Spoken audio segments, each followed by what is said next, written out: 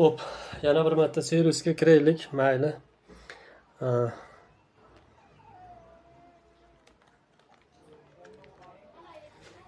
Serisi 2580 bilan kirdi.